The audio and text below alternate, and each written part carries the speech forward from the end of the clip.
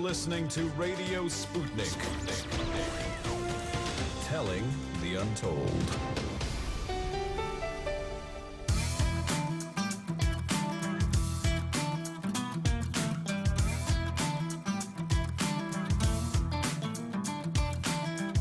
Welcome to Political Misfits on Radio Sputnik, where we bring you news, politics, and culture without the red and blue treatment.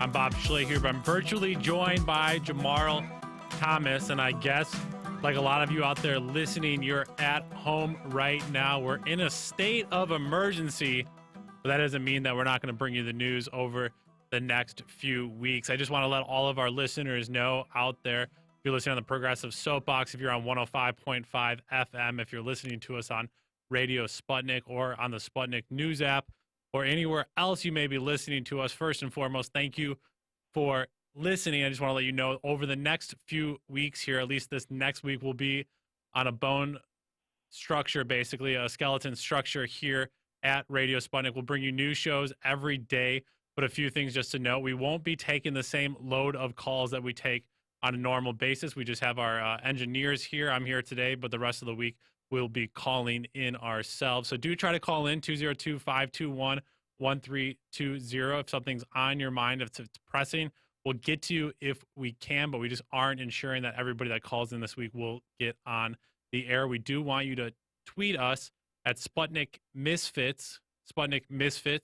Please tweet us your questions or on Facebook Live or on the Progressive Soapbox on YouTube. Do let us know what is on your mind, and we'll read those questions. So let's all work through this together. Now is the time to increase communication. I know a lot of people are feeling depressed. They're feeling socially isolated. This is day 3 of what's going to be seemingly, the CDC said, up to 8 to 9 weeks as the virus continues to move through populations in the United States and quarantine measures are under effect. So now more than ever, we must be communicating. We must be talking, both in making sure that we stay sane, happy, entertained, but also that we're sharing the latest news. That is how we'll keep each other safe. I do believe I am joined now on the phone by my lovely co-host, who I usually get the pleasure of seeing every day, his beautiful face, but today I just get his voice. Jamarl, are you there? Yes, I am. The disembodied voice. Disembodied voice floating amongst me. And like I said, you won't be in the studio this week. The rest of the programming's here at Radio Sputnik will all continue, so make sure you're listening. We'll talk a lot about the coronavirus over the next few hours. I know a lot of people have a lot of things to say about it. It's on all of the main channel news. It's in all the shops that are still open. Everybody everywhere is talking about it all. But we're first going to start and turn our attention to last night's debate between Senator Bernard Sanders and one Joe Biden, the former vice president. The showdown so many people were waiting for. I talked to so many people across the country that said they were not going to tune in until the numbers were narrowed. Well, it doesn't get any closer and narrowed than this. It's 1-on-1. Jamarl, what did you think about the debate last night, and what were the big takeaways for our listeners? So there were a few things for the debate last night. I watched Twitter while watching the debate, and I was trying to get a feel for how other lefties look at this stuff. You know, usually when I look at the debate, I am usually harder on Sanders than what it ends up being at the end, meaning I would have a point of view of the way Sanders would debate. And that point of view is usually harder against Sanders than what it typically comes out with that people say, you know, Sanders typically wins it. Last night, it was pretty much the same, but this time I think my point of view was universally accepted.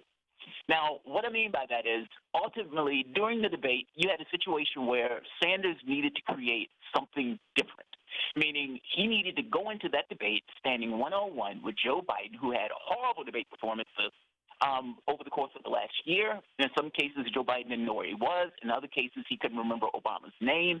I mean, these were pretty bad debates.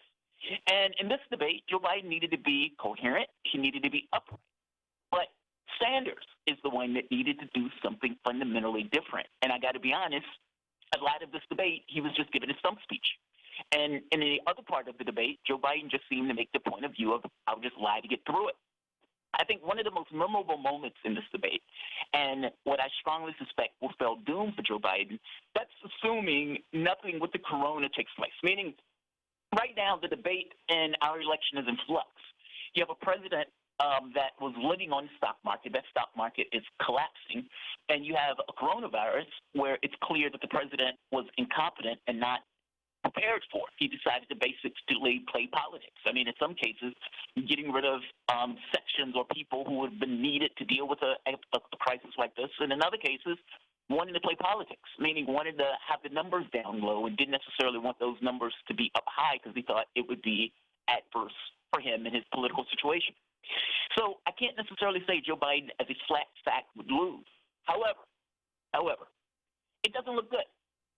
Meaning, last night, one of the biggest or most interesting questions had to do with whether or not Joe Biden was going to what Joe Biden was going to do in order to get the youth vote. I mean, keep in mind, this election, more than anything else, is somewhat of a generational divide. You had some states where 80% of the youth vote went to Sanders. That number is utterly astonishing. The electorate, the youth vote, was on board for Sanders' policies, meaning this notion of Medicare, Social Security, education, et cetera, getting rid of school debt. It wasn't just the youth vote that was on board for it. The electorate in general, the Democratic electorate in general. But this election was more along the lines of the electability argument. And that's the one argument that initially Sanders had started to gain ground on, but after South Carolina, Joe Biden, especially with the consolidation of the moderates and the right-wing Democrats, and I'm adding Warren into that because she was crucial in splitting the vote on that. Well, at that point, the electability argument swung back to Joe Biden. So a guy who looked like he was over and done with all of a sudden pops back to life. Now, they asked Joe Biden, what are you going to do to get that youth vote? Again, a youth vote that went 80% to Sanders, and in many respects, they just agree with him ideologically on policy. Joe Biden said, I'm going to expect Sanders to basically get his people in line. I would expect Bernie to tell his followers to support me, as if that's going to work. Think about what we're saying here, the fickle vote, the vote of people who, for the most part, don't show up to elections. And just like in 2016, where many of those people end up voting for Trump or just not voting, especially for Clinton, Biden, in a rerun, makes the argument that Bernie is just going to get his supporters to back him. Whether Biden realizes this or not, Biden is going to get less of that vote than Clinton got. Because you have a situation now where a lot of these lefties are like me, and they realize that the blue no matter who stuff is a con, and that ultimately the belief that people are going to vote for Joe Biden just because they want to keep Trump out of office is a canard. That's not going to happen. There's an interesting part where Sanders in this debate makes the argument that, look, I don't know if Joe Biden is going to be able to create the energy necessary to beat Trump. If that's true, Sanders, you should have never said that he could beat Trump. I mean, basically now you've come to the conclusion, oh, right, these people aren't going to go out and stump for Biden. They aren't going to go out and push for Biden and send Biden money and go stomping and et cetera, et cetera. They're not going to do that stuff for Joe Biden. And so if your name is Bernie Sanders, the last thing you should have ever did was take the position that Joe Biden could win. You should have ran that race screaming to the hilt that Joe Biden has no chance of winning this race. That's what I thought of this debate. I thought the debate was, yeah, Sanders did a great job like he typically does. And yes, Joe Biden is relatively coherent, I guess, in this particular debate. The later it got into the night, the worse he got. But basically, Joe Biden just needed to stand upright. Sanders was the one that needed to go after Joe Biden. Sanders was the one that needed to attack and to undermine and subvert his particular record and show him for being the liar, A, that he is, but also to show him as being the weakest possible candidate to go up against Trump. And I think the problem with this particular debate was that over the last year, Sanders didn't do it. It's kind of like chess, right? By the time you get to move 20 or by the time you get to move 30, it's not like move 30 is something separate and distinct. All of the moves are connected. So now you're stuck in a situation where you need to make arguments that you haven't made this entire debate or this entire election cycle. You need to attack him in ways that you have previously inoculated him on, either on issues of civil rights or either on issues of him being corrupt or less electable. And you have to do all of that now in one debate. And he couldn't do it. He couldn't do it. So that's what I thought. Yes, on the basics and the technicalities of it, of course, Sanders wins the debate because he's just a better debater. But when you get down to brass tacks about the other items associated with it, meaning what you need to do, because the debate is not just who's the better debater, it's also do you accomplish what you need to accomplish for the larger context of the debate. And in this case, great debate by Sanders, but no, he didn't accomplish his mission. Yeah, Jamal, I guess I want to start let's start on some of the, man, I want to say superficial things, but they matter so much. One, I thought it was fascinating that in the process of all of the debate, the debate happened. Let's just also, my skepticism, cynicism was proven wrong. I don't have any more faith in it now that I was proven wrong, but let's first say that the debate did happen. I thought there was a good outside chance that it wouldn't happen.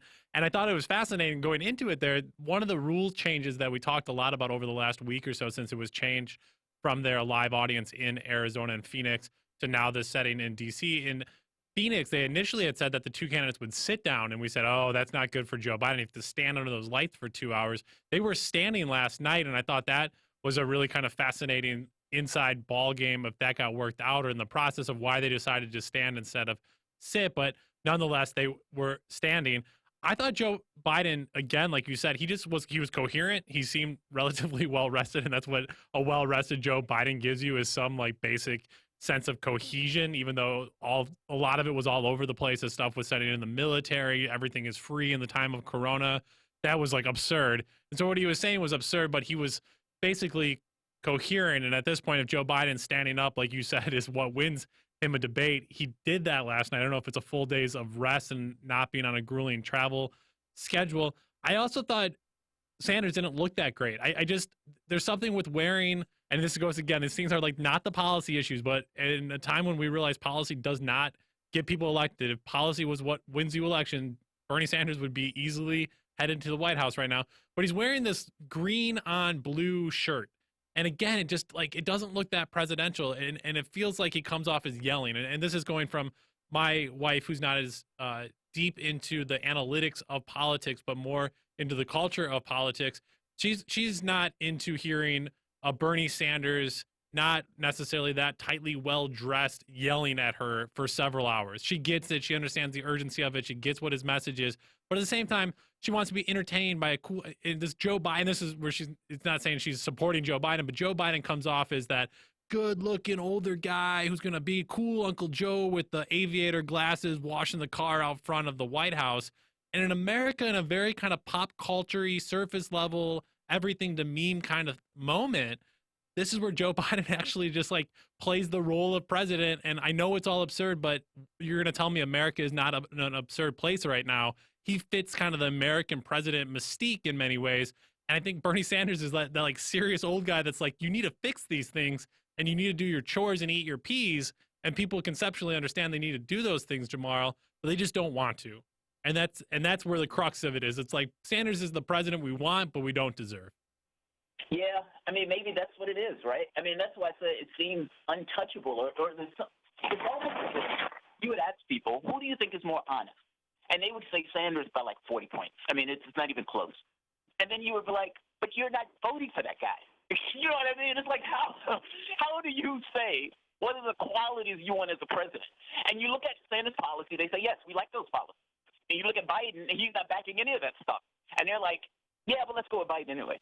No, people want to live dangerously, you know? They want to go and break the quarantine right now. They want to slip out and hang out with their friends right now. They want to be lied to, you know? I mean, that's what's so wild about it is like, it's like, yeah, no, I hear you want to live life dangerously kind of thing, but we need to be serious and save the planet and figure out the healthcare and these crises because we're seeing them compound on one another. And that's what was so frustrating. Again, the fact that in the 11th debate and hearing these two people are either still siding with Joe Biden or still undecided is wild to me. And so it gets into something much deeper that's going on, Jamal, beyond just kind of the issues again. And I'm curious, we can get you kind of, let's slide in a quick caller here that's on the air. Let me get him in. Let's take a break and then we'll come back and talk more about the debates. But let me first slide in Ben. Ben, thank you for calling. How are you doing today? I'm doing all right. How are you guys? Good. Thanks. What's on your mind? So in regards to the debate, I do think that like it is an interesting social psychology about, generations.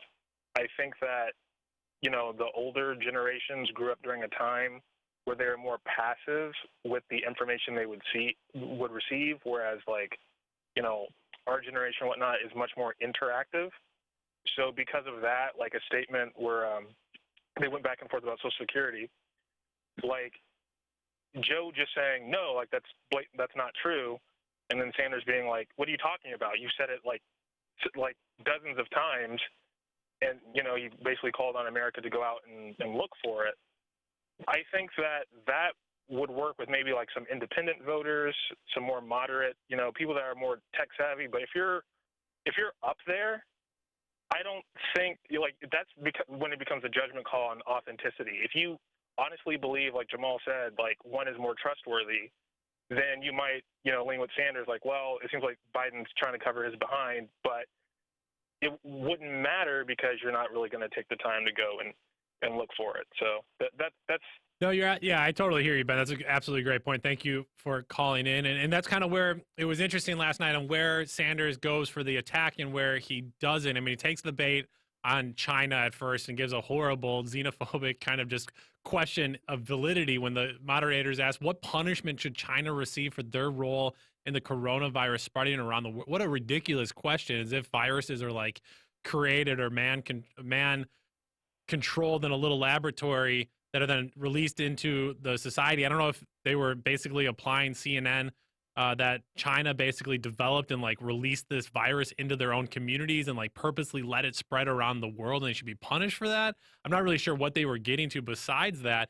But then again, when Sanders having to basically say like, yeah, China's a really bad place, he decides not to go in on it there. When it comes to then like seniors, he does respond in a certain way around the Social Security. And just on other issues, when he does decide to take the bait and when he decides to go and push back, it really depends on who he's trying to talk to and target. Let's talk more to Jamarl Thomas. Teresa Lundy will join us after the break about what groups had their ears perk up at different points, as Ben was saying, and what groups simply just were erased or not talked about whatsoever in any substantial ways. There's quite a bit of that happened last night. You're listening to Political Misfits on Radio Sputnik. We're going to take a quick break here. We're live in Washington, D.C. We're back after this.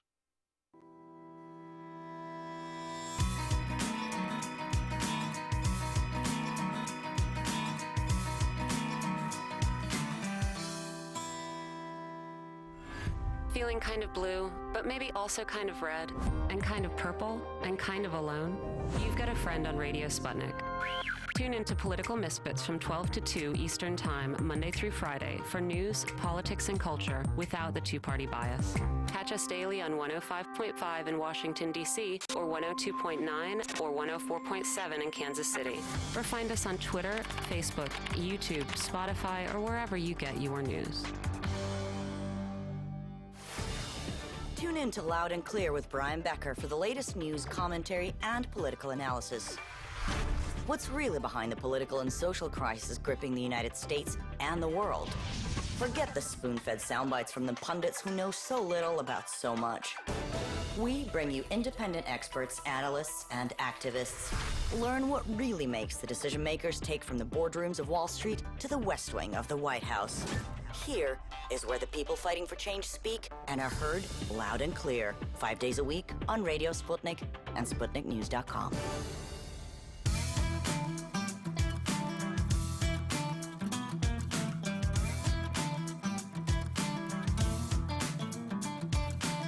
Welcome back to Political Misfits, the show that goes against the grain. My name is Bob Schlehuber. I'm joined by Jamarl Thomas, and we're continuing our discussion on Democratic debate. Jamarl, a lot of thoughts there. I'm curious if you had anything to respond to what I had started us off there in the opening segment, and your other thoughts you have there from the 2-hour debate last night here in Washington, D.C. So, I mean, I can't say I entirely disagree with you. I mean, the thing with China was massively xenophobic. This is kind of goes to those unquestioned assumptions, right? I mean, the notion that the United States would say, hey, what should we do to China to rap them on the knuckles for having a virus? Like, nobody really said that about the world financial crash that was, based in the United States. It's just amazing the way that CNN could say that stuff and nobody raises an eyebrow at it. It's like this is the most natural thing in the world. It's utterly bizarre. Yeah, and on a few different points there, yeah, he either decided to pull out the fangs or just kind of backed off. I mean, one point that I want to hear from our guest here, Teresa Lundy, who is a communication strategist and principal at TML Communications. The one part where he finally starts talking about the interconnectedness between those that are profiteering in this current crisis, as well as have profiteered off of every major disaster in the United States by basically robbing the banks when they have the opportunity, are the exact same people that are overwhelmingly donating to Joe Biden's campaign. And he went to point the fingers and said, look, we need to pay attention that those people give money to people like, and he goes to point to Joe Biden and he stops and he says, like politicians that are currently in office. Teresa Lundy, thank you so much for joining us. I'm curious what you made of these different points of attack, or basically when Sanders took the soft diplomatic path, and why did that make sense to him while he was up there last night? Thanks for having me on. And absolutely, I agree with that last point, because Bernie took, as much as he took a strong approach in defending his revolution and some of the ideological platforms that him and his team has been building since 2016, he's also made it very clear that he was also going backwards on Joe Biden's record.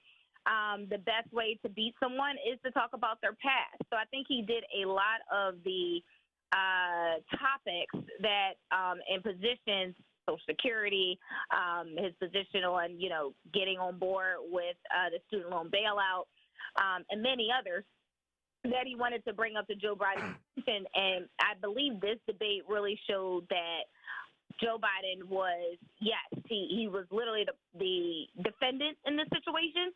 And I think, as we look at Bernie Sanders, he was more so trying to unify, but he just said, let's not make sure we put it out of focus, because now that we are in this national crisis, and the Dow is down, probably the third time largest level since this year, we can't forget that most of the people that have donated to Joe Biden are, and that's probably going to capitalize, are some of those on his donor list. But again, Bernie doesn't talk about his donor list, so it's really very interesting because those small dollar donations no longer is taking effect, and the larger dollar donations that's going to Bernie Sanders' campaign is the one that's probably working for Joe as well. Yeah, Jamar, going to that kind of defendant and plaintiff motif there, I thought it was fascinating when Sanders kind of ticked through, hey, Joe Biden, here's 18 tragic and bad votes over the career of your lifetime, including cutting Social Security, bankruptcy bills that were just a mess and favoring huge corporations, and the Iraq War. And he ticks through each of them. And Biden goes, well, what about these two votes that you once had one time along the way? When out of context, it sounds kind of bad, but nowhere in comparison to my 18. That was his response to, I did 18 bad things. Well, you did two things that were kind of bad, and I'm just going to say that and then pivot away. Well, it was worse than that, if we're thinking about it, to be honest. Because Joe Biden just lied. That was, I think, probably the most shocking aspect of this debate. But, Joe Biden went from item to item to item just lying.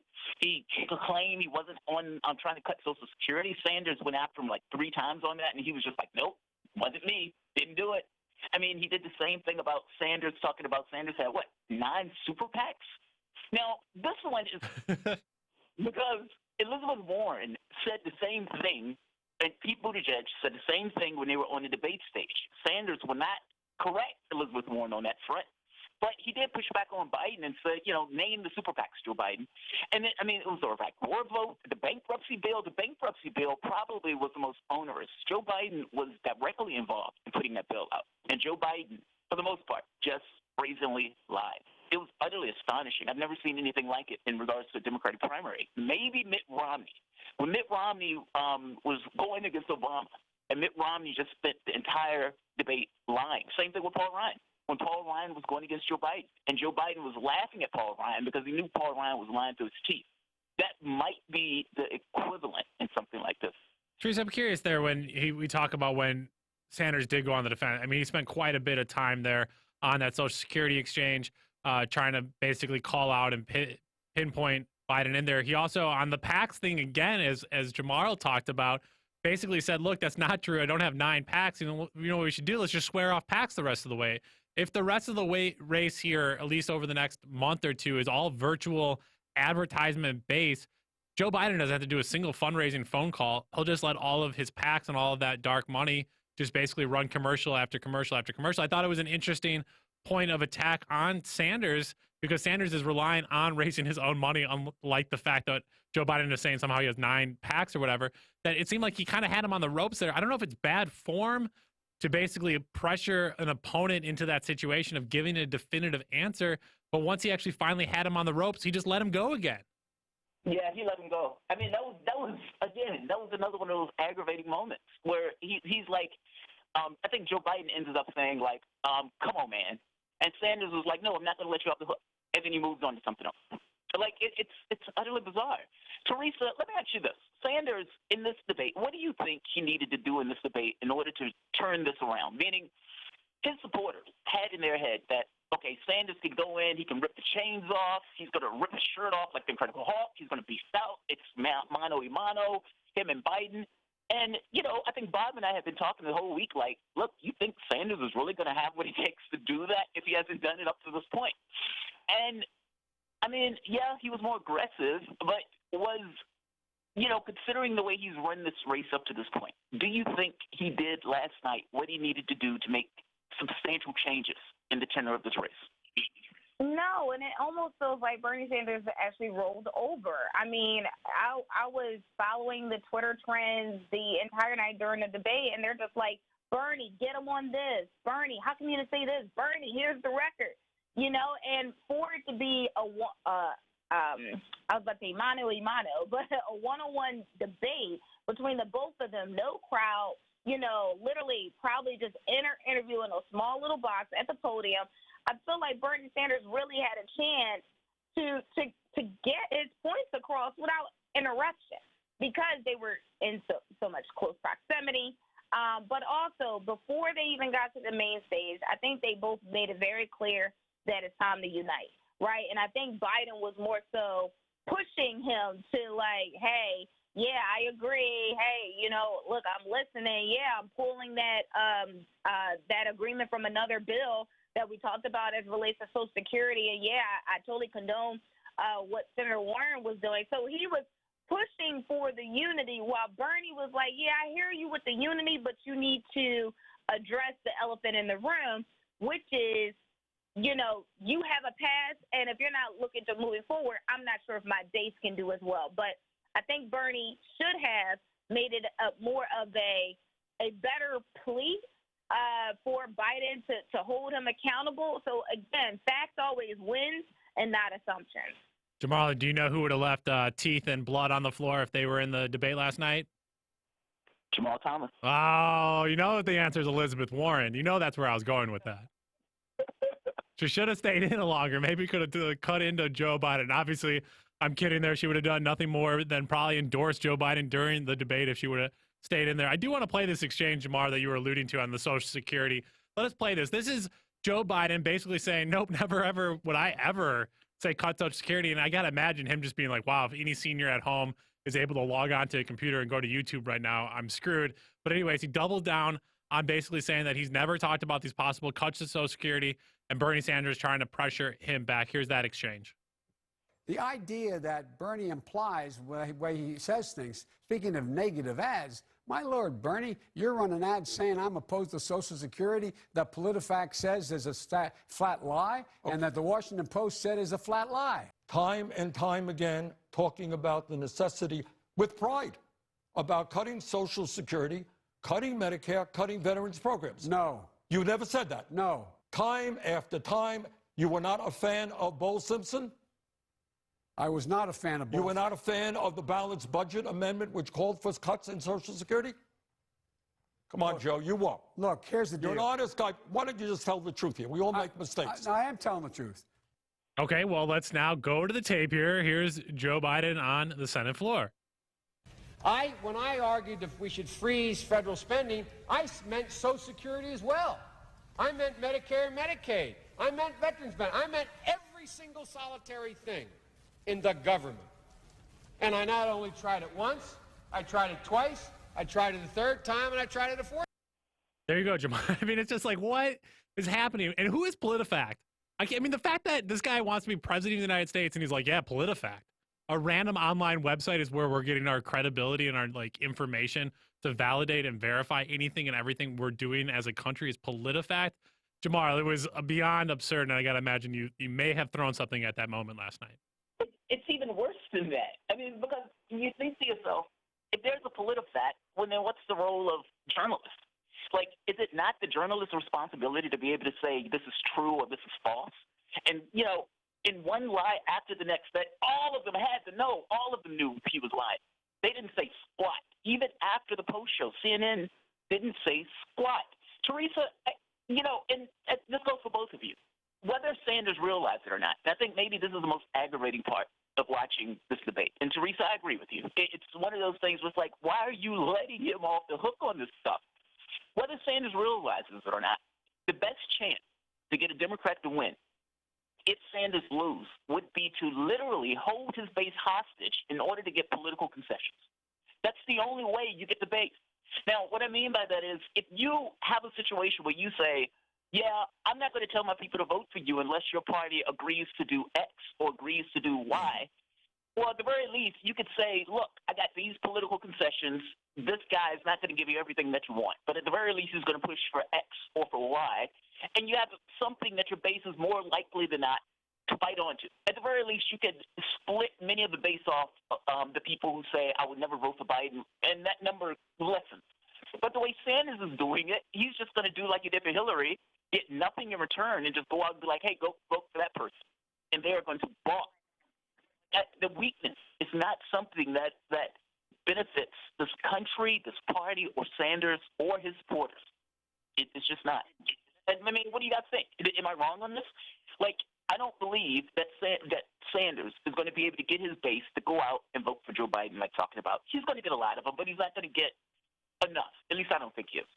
But if that base was going to get some kind of political concession, let's say Medicare for all, let's say getting rid of college debt, I don't know.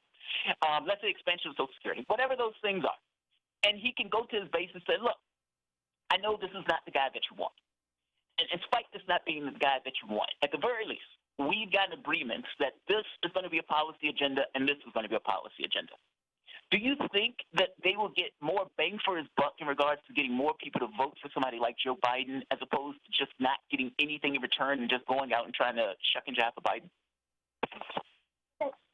Yeah, well, wow, you hit a lot of great points there. But it's interesting because, you know, even, and I would say locally here, Bernie Sanders just got finished opening up even during the corona, office location that's actually prime in the city where, you know, most of the votes come. And so I happened to go to the office opening just to see what the momentum was. And honestly, to be quite honest, since the debate, it was very low.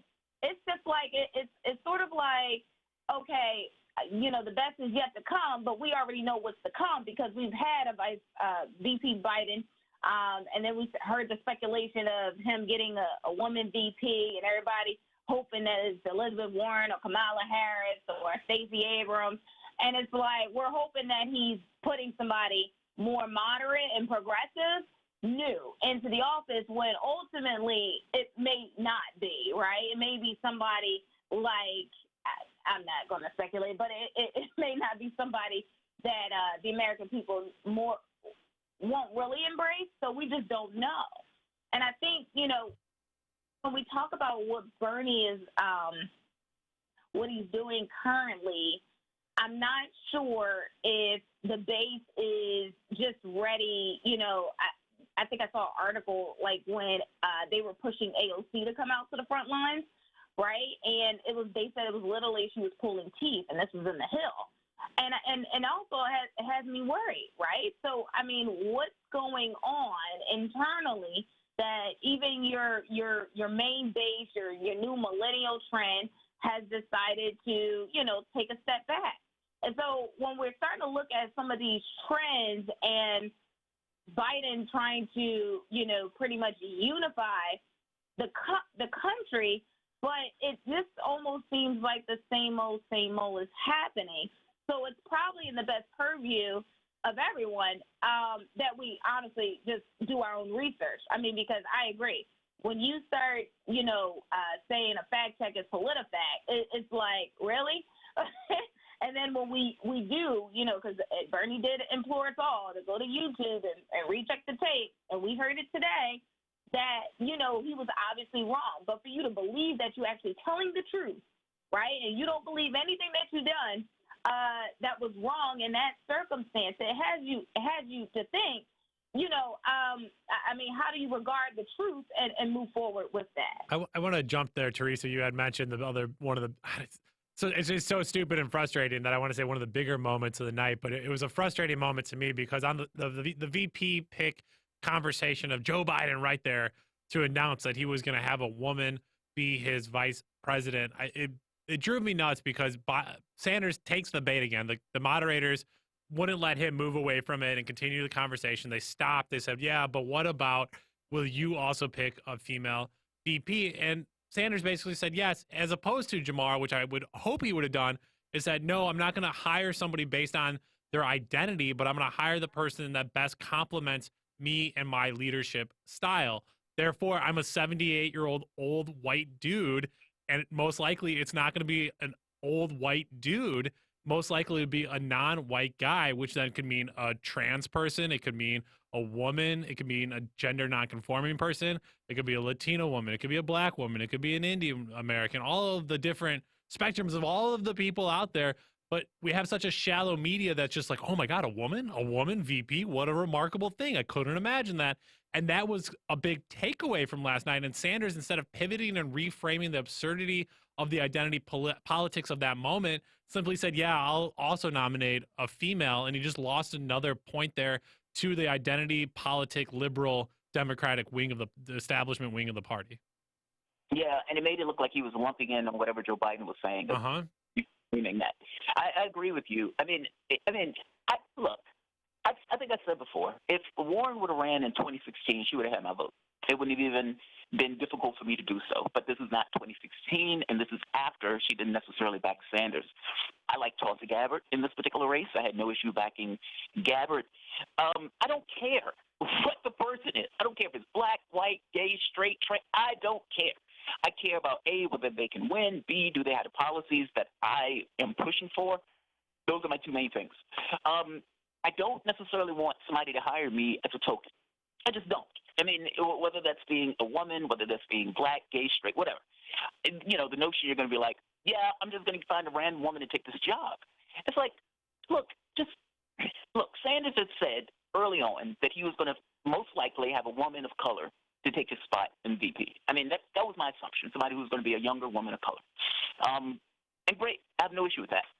But the way they postulated this was just a random woman, as if, you know, it was just a token spot, not necessarily a compliment of whoever you are and whatever policies you're trying to espouse. I agree with you, Bob. I wish you would have framed that into something a little bit like, look, I'm not hiring somebody just to take a role. I'm hiring somebody that's going to complement me, my policies, and so forth. Yes, that will most likely be a younger woman of color to complement me. But the notion I'm going to hire somebody just because of their gender, no, I'm not doing that. Like, you can reframe that, and you reframe it because it's like, even though, yes, you're most likely going to find somebody who's a younger woman of color, you don't want to give Joe Biden the point. Because it just looks like, hey, Biden is going to do this. Are you also going to do this, Sanders? Yeah, and early on in that debate, too, you had the big line from Biden within, like, the first 8 minutes. It was, I agree with Bernie Sanders. Yep, I heard exactly what he's saying. Obviously, Biden was not trying to pick the fight himself and wanted to loop him in. So anytime he could get Sanders to agree with him on any point or not have him reframe it was a huge win for him last night. We do have a caller on the line, one of our favorites and regulars calling in. Charles, thank you so much for calling in. What's on your mind today? Hey, man. I just wanted to say, like, the information is already out there.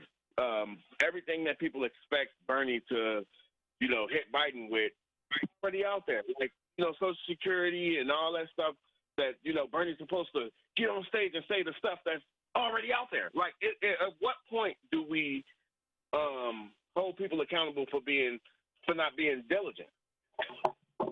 Yeah, I mean, that's a great question because obviously that's what Sanders has to be thinking. Like, all of this stuff is out here. How is he continuing just to lie about it? And then he did that thing, Jamar, where he's like, oh, no, Biden, you're an honest guy. And one of the issues that he was obviously not being honest about there, Joe Biden, was his role around the bankruptcy bill and basically talking about how he would pay for everything in this moment of corona crisis and everything was free and everything that you have any troubles paying any bill, everything is free. Well, Joe Biden, that's not true. You're one of the people that have pushed the bankruptcy bill basically in 2005, amendments to the bill. Biden voted against borrowers drowning in medical debt, seniors, service members, union members, and other victims of these crisis crunches. And Joe Biden basically wanted to continue to put the onus on voters.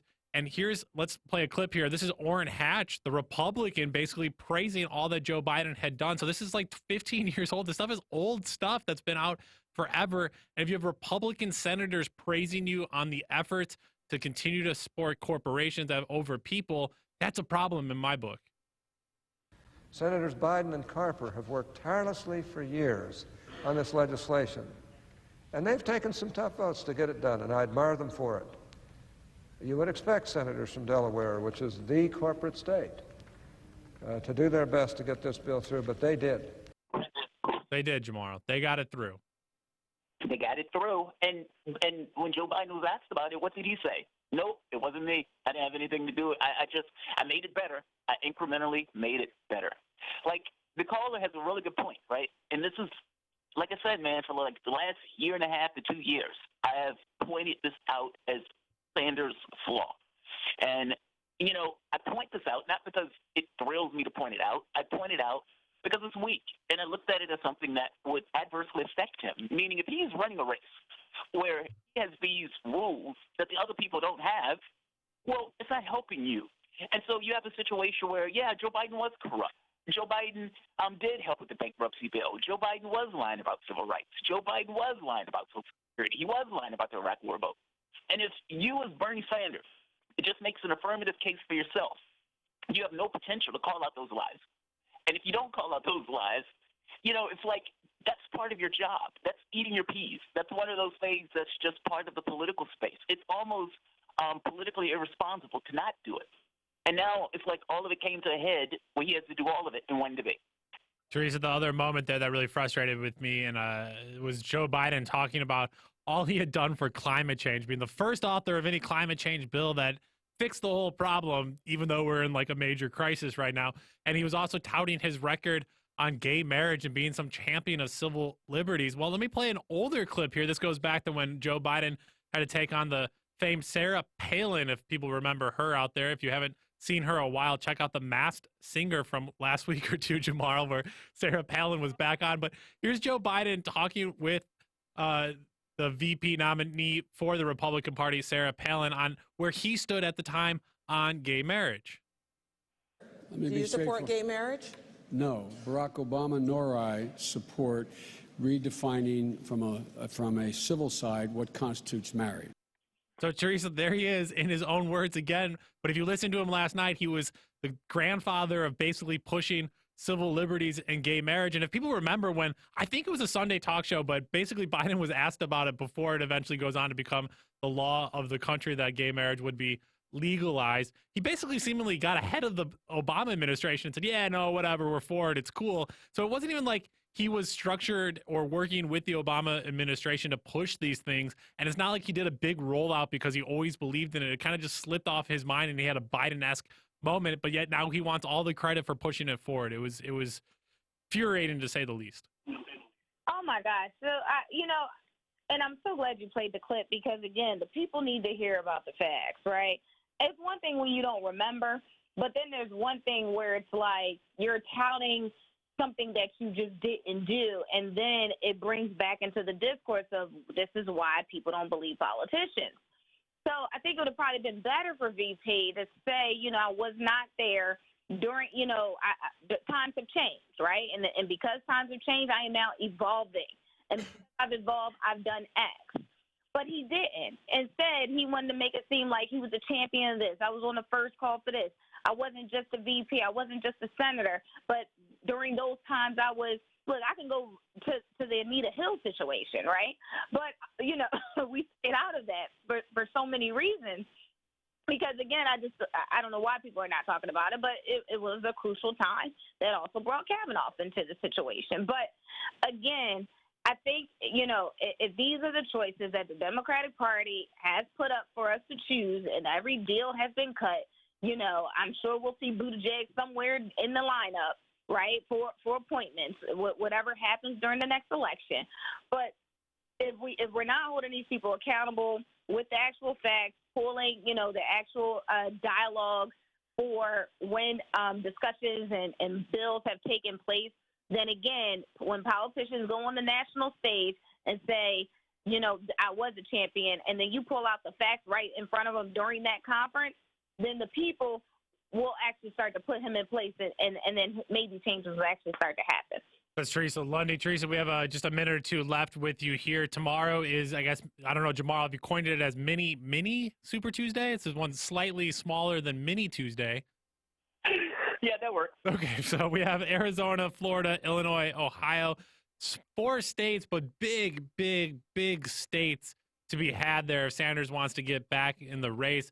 Teresa, I'm kind of curious there. Is there anything you're looking for tomorrow? Does Sanders upset with the Latino vote there in Arizona? Do people who are vulnerable populations stay home afraid of COVID-19? We saw their elections in the UK over the weekend in France for some of the mayoral elections and had very low turnout. Are you looking at low turnout? But again, Florida, Ohio, obviously big states come November, and Arizona a little bit at a distance of a state, but a good bellwether there for how these two Democratic candidates may fare in the fall. What are the top line stories you're looking at coming through tomorrow? I'm hoping that, listen, I still believe people should have done the making sure everybody's registered to vote to do a mail-in ballot. But I'm hoping that we don't see a lot of voter suppression or, some variants of it. I am hoping that people who can get out to vote, and honestly, they just take the precautions that is given to them by their own state and by federal. So hopefully, gloves, masks, sanitizer, and then go vote. So I'm hoping we're starting to see the headlines of how people are voting and but I am hoping for a larger turnout because I definitely believe the minority communities want to make sure their voices are heard. And according to the polls, it looks like they want Trump out, and they know the best way to do it is to vote. That's Teresa Lundy. She is a communications strategist and principal at TML Communications. Teresa, thank you so much for listening or joining us today. My pleasure. Thank you. Talking and listening, that's what we do here on Political Misfits. We're in Washington, D.C. on Radio Sputnik. We're going to take a quick break before coming back with more, so stay with us.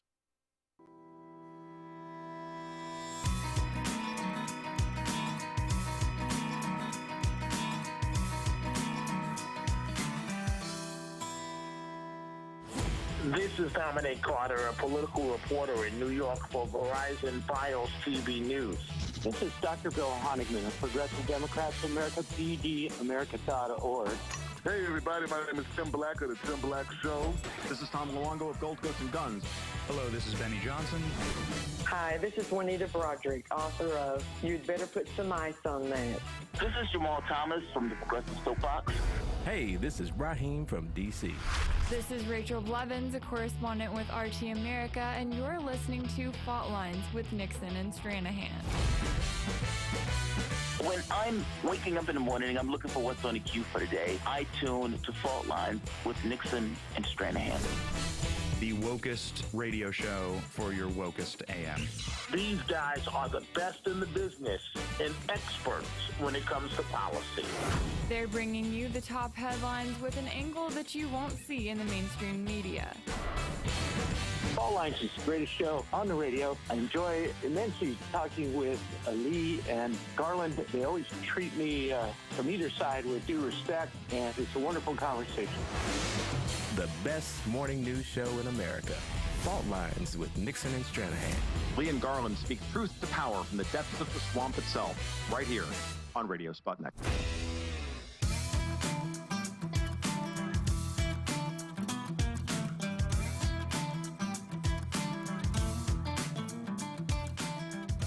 Welcome back to Political Misfits on Radio Sputnik, where we bring you news, politics, and culture without the red and blue treatment. I'm Bob Schlehuber here with Jamal Thomas. If you're watching on the Progressive Soapbox YouTube channel, Jamal Thomas is just a disembodied voice there.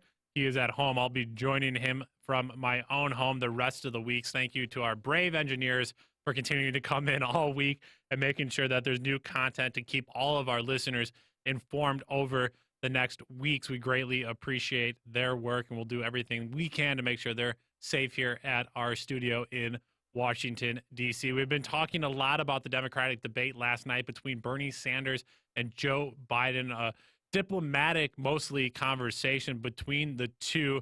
A lot of frustrations there from our side where people, at least across the board on the left, wanted Biden to be held accountable for some of the things he had said in the past. Unfortunately for the Bernie Sanders, he wasn't able to actually play clips like we've been able to, highlighting those lies over the years by Joe Biden. That would be a remarkable ability there in the debates for the candidates actually to fact check their own opponents with their own words and votes on live television. Just throwing it out there for the future debates. We want to spice these things up for people to continue to tune in. One area there last night, Jamar, that I was wanting to talk about today on Political Misfits was my frustration of the conversation around the coronavirus and so much of it being around American exceptionalism, that somehow we're a country that can pay for anything whenever we want, as long as it's not for people that are in crisis or in health effects, that we're the greatest country to ever tackle poverty, despite China being on paper, factually having done a much better job, or being the best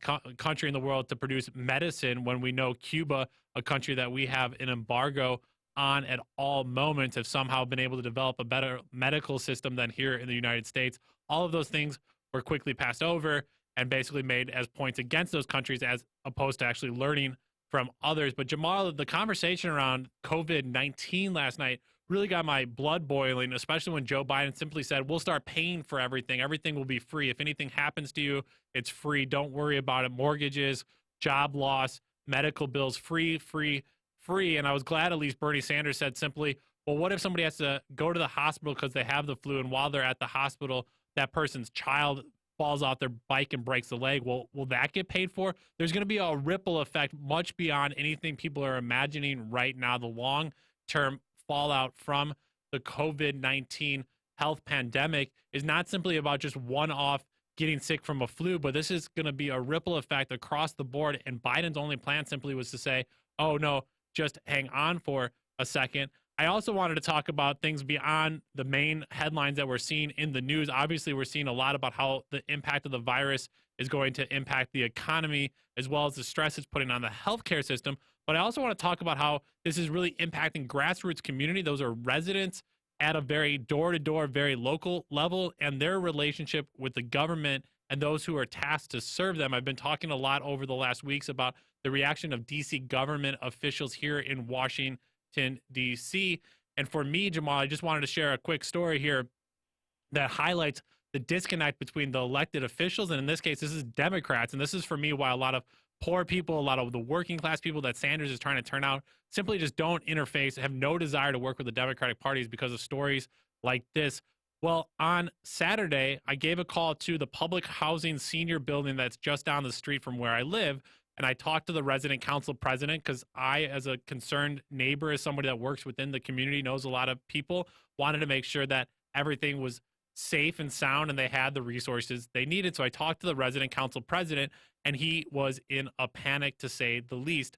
There's 180 residents that live in those senior buildings, and every day, Jamar, they get food delivered to them from the D.C. Housing Authority in partnership with the D.C. Office of Aging, along with a food contractor. That all gets set up in a large community room on the 9th floor of their building.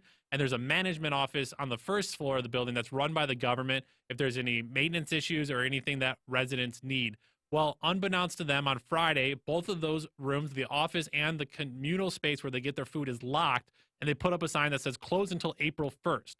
No one tells them now where they're going to get the food, where they can come and complain about maybe a fire extinguisher not working or a smoke detector not working, or what the plan is for this building whatsoever. That creates mass panic. Regardless if there's plans or not, no one's communicating with these residents or the resident council, and they start to panic. And when panic ensues, people aren't thinking logically, and they get scared, and bad things happen. I first want to just kind of take a step back now and tell you this is a senior building that's in complete disrepair. DC housing stock, there's a roughly 8,000 units, and there was a recent audit that showed that there's $2.2 billion worth of repairs. That's roughly $275,000 per unit that needs to be done. These units are not clean.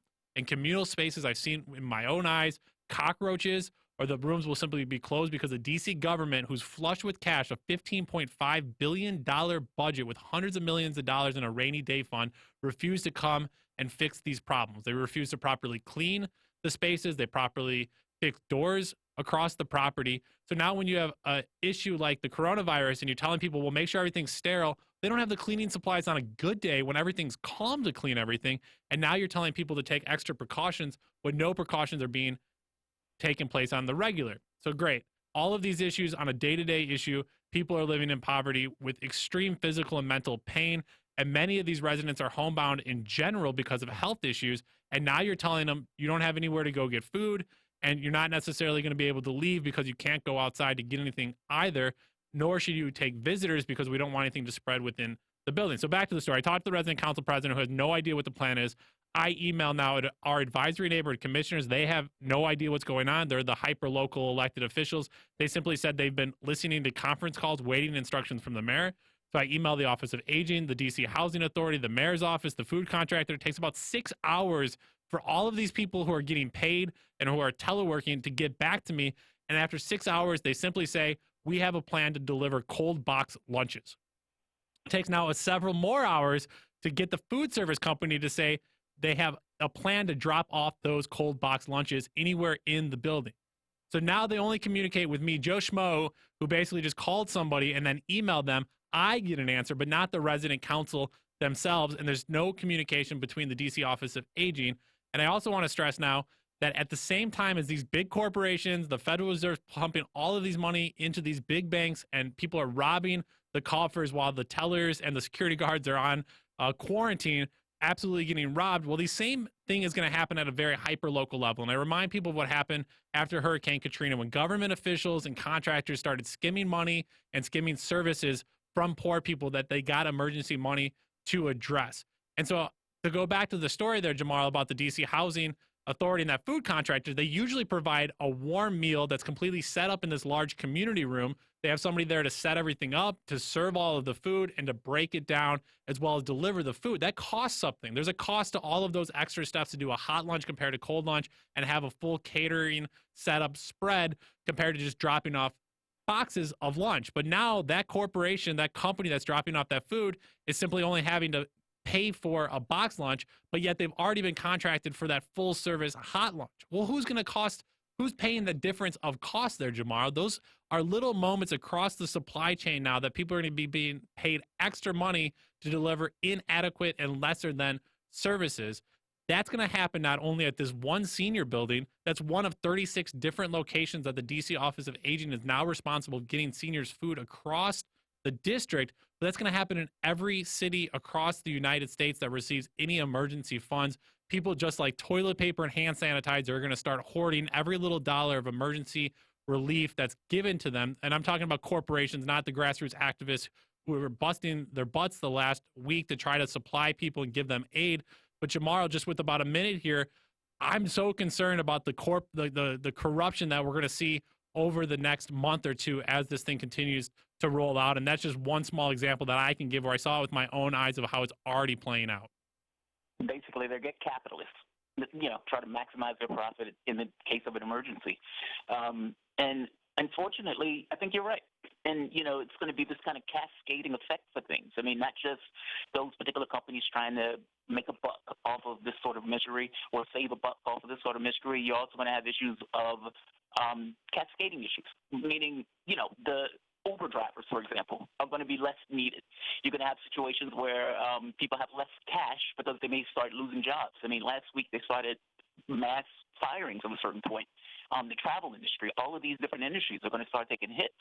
So, it's going to be beyond just these companies trying to make a buck. It's also going to be on this notion of just individuals taking a hit without a government backing up the people themselves. Yeah, and it was really shocking to me, too. It wasn't until a random, community volunteer organizer started emailing these different government agencies did they finally actually respond and get to work. So if you're listening out there, call your local elected official and say, what are you doing? We demand that you deliver services. We as individuals will never be able to raise enough money to actually make a huge impact in comparison to what the government has. The government can put $1.5 trillion out there for the banks. They can do the same for the people. You've got to call it and you've got to demand it. We have another hour of Political Misfits here in Washington, D.C. We'll take a quick break, but we're back after this.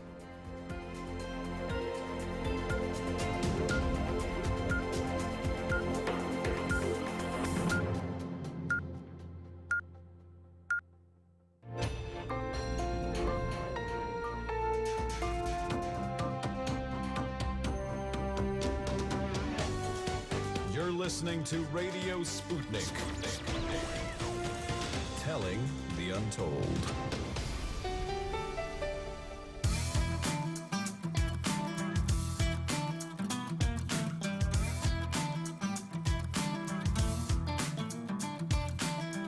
Welcome back to Political Misfits on Radio Sputnik, where we bring you news, politics, and culture without the red and blue treatment. I'm Bob Schlehuber, here with Jamarl Thomas. You're listening to Political Misfits, maybe on a host of different places, 105.5 FM here in Washington, D.C. You could be listening to the Sputnik News app on your phone. You could be on Radio Sputnik, SputnikNews.com. You could be on Facebook. You could be on our YouTube channel there through Progressive Soapbox, or you're listening to us as a podcast. However you're listening to us, thank you so much. Give us a call, 202-521-1320, 202-521-1320, or go ahead and tweet us at Sputnik Misfits, and we'll get those comments on the air. We talked at the start of the show today at the 12 p.m. hour about the debate last night between Joe Biden and Bernie Sanders, talking quite a bit about some of the lies that Joe Biden was willing to put out, or at least not to be fact-checked on. We also then were talking about the political and social corruption that's taking place around COVID-19 and the lockdown, and all of those who are going to profit in times of despair. We want to talk more about the economic ramifications of COVID-19 across the world. We're now joined by Tom Luongo, who's an independent analyst on politics, culture, and markets at his blog, Gold, Goats, and Guns. Tom, thank you so much for joining us. Good afternoon, Bob. Good afternoon, Jamarl. How are you guys? Good. Thank you. So, Tom, the Fed cuts rates almost to zero there, throughout another $700 billion in quantitative easing, basically flooding the markets, and $1.5 trillion from the Federal Reserve. All of that was basically slurped up in a second. It wasn't even seemed to help balance things, but for a day. And I think the uptick last week in the Dow Jones, I think it was maybe Thursday or Friday, was simply because people were trying to take advantage of the huge declines and try to buy up a few stocks there to make some money. I definitely don't think it was anything of a momentum shift there as the Dow Jones and the other indexes across the world continued to fall. They actually had to put trading on hold there for a second moment this morning, the third time in 2 weeks, as the Dow fell 9.7% and the S&P 500 fell 8%. Obviously, that only speaks to a small percentage of the people there in the nation that are feeling the economic ramifications. Maybe give us analysis briefly of what the markets are going through, and then some of your thoughts there on what day-to-day life must be for people that are working in gig economies or jobs that don't have paid sick leave. So the Fed has been revealed to be swimming naked. This has been something I've been trying to warn people about for years now. The central banks don't have the tools to fix what the problem is, because the problem is bigger than the central banks. The 2008 financial crisis was bigger than one central bank, the Federal Reserve, and it was necessary to create coordinated bailouts across multiple central banks in order to stop the contagion. That was 2008, 2009. This year, we're already at that point and beyond that, because the Fed did announce, coordinated swap lines with the BOJ and the Swiss National Bank and the BOE and the ECB. But the bigger problem here is that, interestingly enough, you brought up the $1.5 trillion in quote-unquote bailout money on Friday. They didn't actually do that. They had just opened up a repo facility, a huge, enormous repo facility that no one came and bellied up to. $1.5 trillion was offered, but only $117 billion was actually used. I made this point with Garland on Friday morning when I was on Fault Lines, and I said the same thing. I said, guys, the problem here isn't the lack of dollars, or it is the lack of dollars. The problem is it's the lack of collateral. In order to do a repo transaction, you have to have a security you're willing to post at that price, and no one was willing to do it because they would rather hold on to the securities today because they don't know what's coming tomorrow. And the Fed wasn't offering high enough rates. And the problem is that this situation is now the market wants higher short-term interest rates. The demand for dollars demands higher short-term interest rates in the overnight funding markets, and it's not there because the Fed drops rates to zero, and now they're going to print a whole bunch of money through quantitative easing and the rest of it in order to try and keep things liquefied. But that's not actually the solution to the problem any more than any other solution that the Fed has at its disposal. All the Fed can do, the Fed is a bystander, as Jeff Schneider over the Lumber Partners keeps reminding everybody. He says, look, this is happening around the Fed. It's happening around the ECB. Like, this is a bigger problem than them. The real markets, the offshore dollar markets and whatnot, are the real financial markets. The Fed is a bystander, and they don't have any control over this. And what we're going to see over the course of this crisis, and we'll get to the real economy in a minute, what's really on trial here is government itself. All of these institutions that we have put all this faith in and all this money in and all this time in that we've spent is going to be just the confidence in it will be destroyed by the time this is over, and with good reason, because they are incompetent, and this kind of socialized, cartelized, corporatist banking system that we have is absolutely anathema to human progress and is destroying the lives of normal people around the world and has been for 100 years now. Yeah, no, Tom, I told the story there before you joined us at the end of the hour about the complete failure of government at a hyper-local level to be responsive of the residents and the community. So as much as it's a major federal, national, top-down problem, you're seeing it break across the board at a very local level, Jamar Thomas, and that's where the concerning is. It's the compounding problems across the board that aren't being addressed right now. Tom, I got a question for you. I mean, I agree with you, right? But I think you agree with me that the goal of the system, our economic system, is not to make an item. It's to make profit. There's a difference in those things. And so, Oh, no, I disagree completely about that. The purpose of all economic action is to serve the person who has the money on the other side of the transaction. This is where I fundamentally disagree with all leftist analysis of economics. You guys all focus on profit when you miss it. It is. The entire point is to serve people who have needs. Hamburgers, when somebody is making cars or whatever else, their job is to maximize their profit. It is the exact reason right now where you have the federal government or our system, despite spending all of this money for health care, not being able to accommodate all of these issues, either masks or vaccines. Bureaucracy, Jamal. We're not interested in care. We know this. We're interested in paying democracy and paying bureaucracy and making sure that nobody gets sued. And it's a terrible thing, and it's all a function of ridiculous legislation and regulation intervening between the doctor and the patient, which is where the actual care happens. But really, the idea about profit being wrong is exactly backwards. We only are able to create profit if we're offering something where our comparative advantage allows us to serve you, who's not particularly good at producing X, but I'm good at producing X. So I produce it at a cheaper price than you do, and we trade it, and we trade through the intermediate known as money, so that you can be good at what you're good at, Y, and I'm good at what I'm good at, X, and both of us can profit by the transaction. Otherwise, the trade would never take place. When you see markets seize up the way they have, when you see prices spiral out of control the way you have, it is because of that, because of the intervention that has created barriers to that transaction taking place at a clearing price. And that's the important. Just so I'm clear, you believe that is absolutely, this is not belief, this is reality. Go get in there, Jamar. Fundamental reality about how human beings act. You believe that the function of that process is to do whatever it is, not to make the cash. Meaning that when somebody is getting involved in selling something, sure that tomorrow you can continue to produce what you're producing because the market told you should be producing it. The profit is the signal to tell you that you're doing it the right way. Now, are there people who are predatory about this? Of course there are. I'm not going to argue with that. The objective. I mean, even if you're looking at the medication stuff. Economy, what we do in the real economy is absolutely not. Tom, hold on real quick, Tom. Let Jamar get in there so we're not talking over each other, and let Jamar finish his point here to make sure he doesn't get drowned out. Go ahead, Jamar. My basic point is, I don't even know how this is argued, that basically the whole point of our particular system is to make profit. Everything else is secondary to that process. I mean, you could say that the market needs a particular drug. Yes, that's true. People do need particular drugs, but the people aren't making it for the drug. They're making it for the profit. I mean, I don't even know how that is even questioned at this point.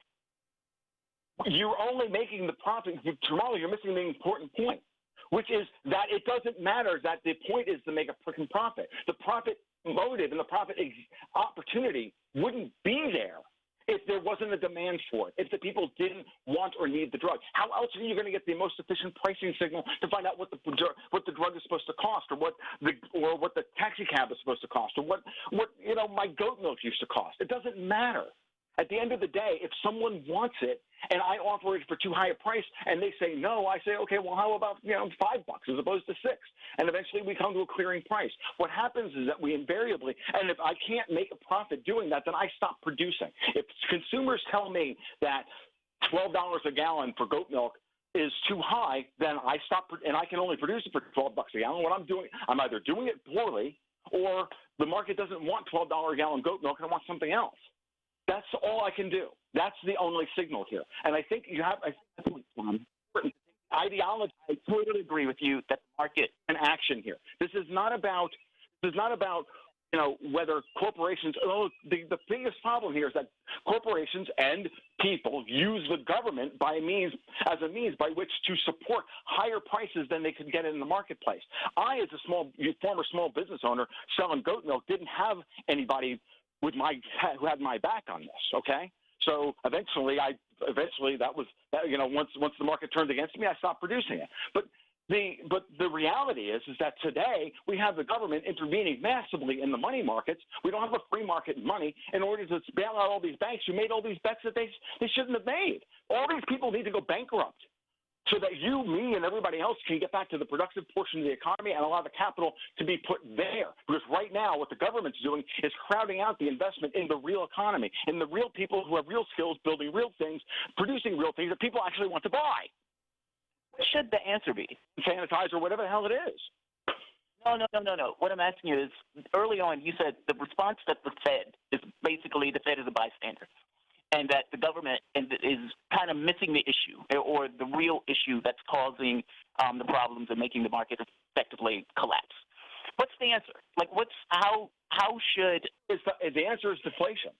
I wrote an article about this the other day. We should be cheering prices, like oil prices dropping to $30 a barrel. We should all be thanking Vladimir Putin for this, because what he did was he just called the bluff of all these guys who have levered up all this freaking debt and these asset prices and real estate prices and are supporting all this bureaucracy and this red tape that gets in the way of people actually doing business with each other, and supporting all this nonsense regulation and all the rest of it that actually keeps people from being able to transmit goods and services through the economy at prices that we, at the low end of the income level, can support. There's not enough savings in our economy to actually to deal with all the quote-unquote investment that we have. That's all built on credit, and it's all crashing down. The best way to depower these banks is to force them to deal with their creditors, to deal with the people they lent money to, and they have to let them figure it out for themselves how they're going to write it all down, let half the banks go bankrupt, let all the politically connected the companies in the MIC and the banking industry and pharmaceuticals and big pharma and all the rest of it. All those people need to go frickin' broke, because what will happen is purchasing power will rise by 75%. And yeah, our 75, 80%, and yeah, our incomes might drop by 25 or 30%, but our purchasing power will go up by a net 50%. Let's hold our thought there. 202-521-1320. We do have Anthony on the line, who's been waiting in a second. Anthony, I'm not sure when you called in or what you wanted to talk about, but give us your thoughts here on the political misfits. Hi guys. First of all, thank you for doing your best to quarantine. I know Jamal is working from a distance today. I think it's important and interesting that the people who are supporting the leftist agenda are the most concerned about spreading the virus to the older and younger generations. As far as this whole markets thing goes, I think there's a big difference between milk and healthcare, and I think the point is, if our tax dollars are paying for these things anyway, I mean, you just had Donald Trump trying to bribe, I don't remember which country it was. Germany. Yeah, for exclusive rights to the vaccine. That's absolutely ridiculous, and that plays to both of your points, I think. I think both of the points are pretty valid, but if you want to talk about controlling inflation, that's one thing. Having the real resources to be able to combat these things, which we don't have, which is why we're in such terrible conditions with China. We have to get all of these supplies from them. I think that is a big part of this. But what I really called for was the class divide. I'm a gig musician, actually, by trade, and I see a lot of my musician workers, colleagues, freaking out about this. But I noticed that there's a pretty obvious class divide. People are talking about, we need to have savings, and I'm thinking people don't have savings. We're working paycheck to paycheck every day. This is not that different for people who've been dealing with this economic situation for their entire lives. I'm noticing that people that have the means are traveling to go home. I haven't been home in years to see my family, and I considered doing it when all these market prices fell on the airlines, but I'm going to do what the responsible thing to do is and stay home.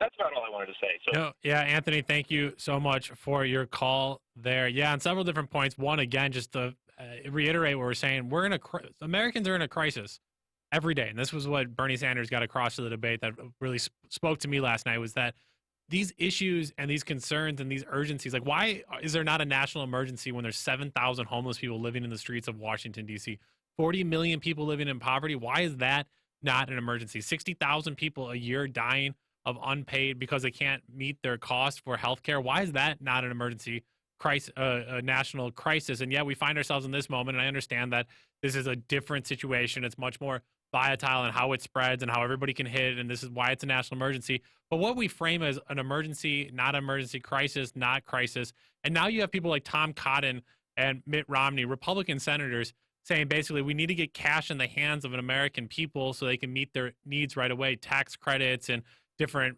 rent moratoriums and things like that. Those are going to play. Those are too hard, and they're not quick enough to get out to people. We need direct payments. And Jamarl, it's like, yeah, that's what we've been saying, but yet all these people now, out of nowhere, now they come out of the woodwork and trying to be there for the American people. It just seems like good sense, right? I mean, you're in the middle of a pandemic, and the last thing you want to do is create incentives that is going to spread the pandemic. Meaning, if I'm an Uber driver, am I going to have to continue to go to work? Probably, yes. If my health is going to matter less, I'm going to have to get paid. If I'm, working out on the street somewhere or part of the travel service or one of the jobs that are being lost, there's something to be said for bolstering your society.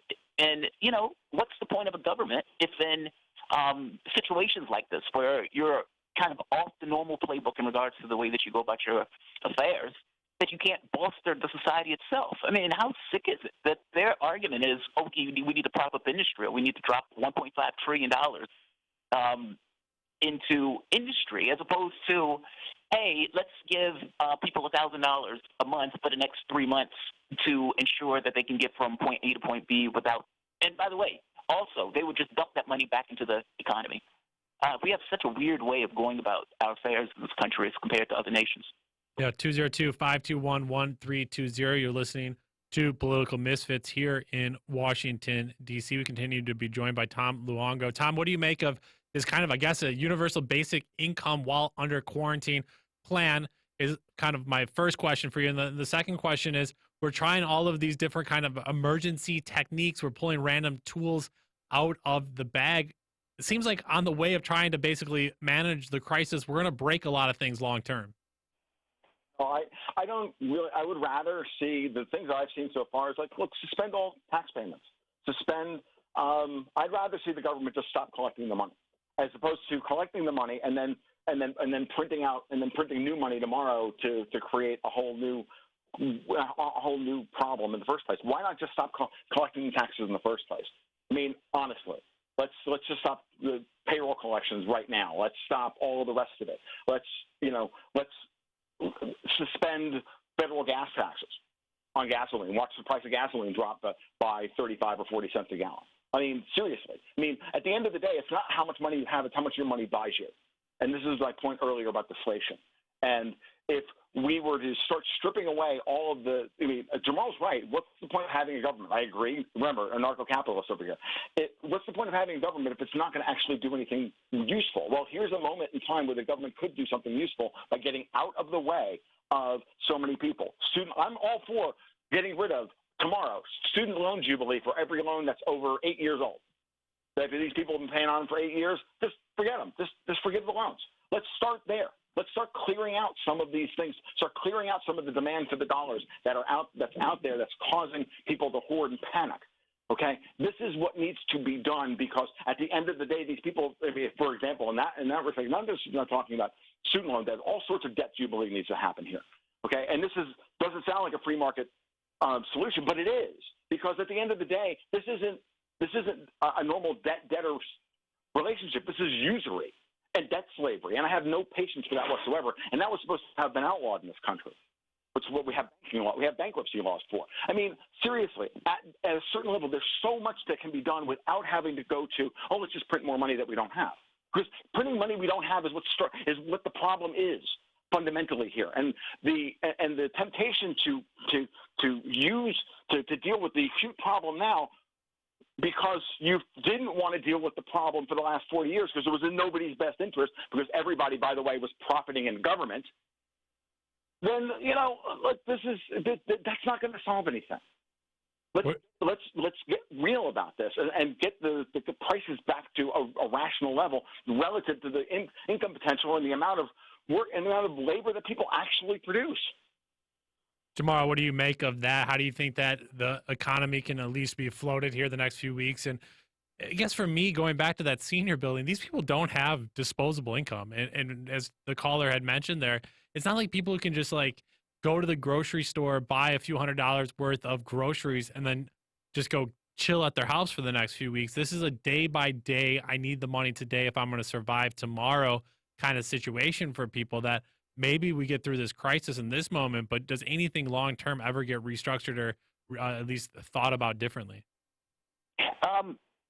I think I agree with a lot of what Tom is saying on this in regards to getting rid of debt, student debt, those type of things, to make people's lives a bit easier during the crisis. I guess the only thing is, you have some people, like you say, who don't have disposable income, meaning to cut taxes may not necessarily be a benefit to them if you don't have any cash to buy food or buy drugs, especially if you're going to lose that job or if you're going to still drag yourself to work. I mean, you have all of these companies that are still requiring people come to work. Even the Democratic Party.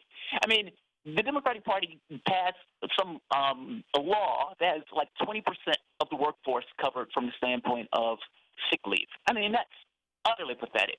I mean, it's one thing to have a certain political ideology. If you're on the right wing, fair enough. I understand it. But if you're claiming to be the Democratic Party and you're supposed to be representing workers and whatnot, talk about falling down on the job. Like I said, I agree with a lot of what Tom is saying. The only difference I would make in that is not everybody has the base of income where taxes would benefit them. And not everybody has school loans. I mean, there's certain things to be said for saying, yes, we're going to put money in your pocket. I mean, even if you're looking for a way to just spend the money back into the economy itself. Yeah, I wanted to ask another question here of Tom. I'm curious your thoughts here.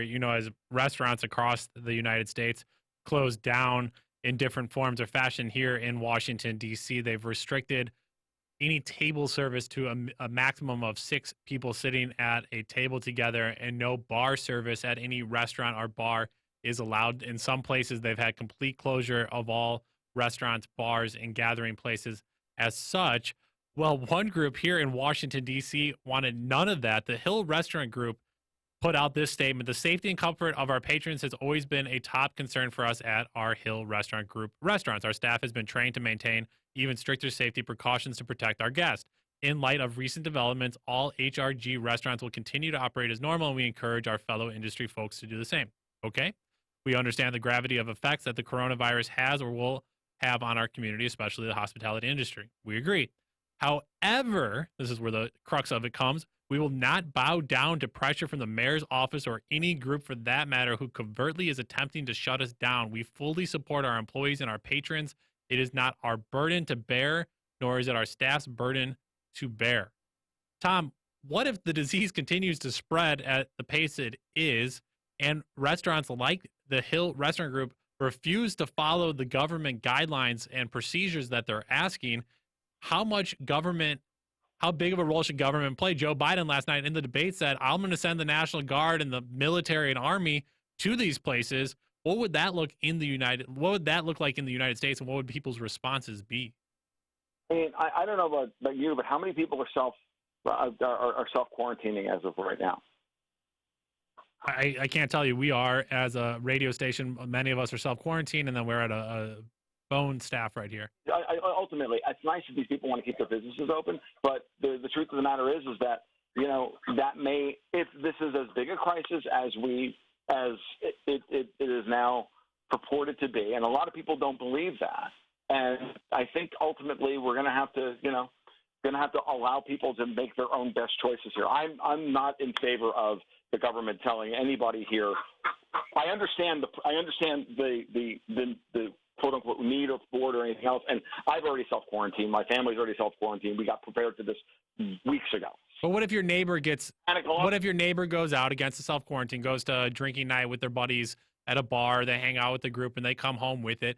Are you calling the government and say, my neighbor needs somebody to come and watch him because he keeps leaving and bringing back the COVID-19 virus to my home? My family, we self-quarantined. We had to take the hit economically, socially, emotionally, but yet my neighbor keeps going out. At what point do you lean on the government to keep those people in place?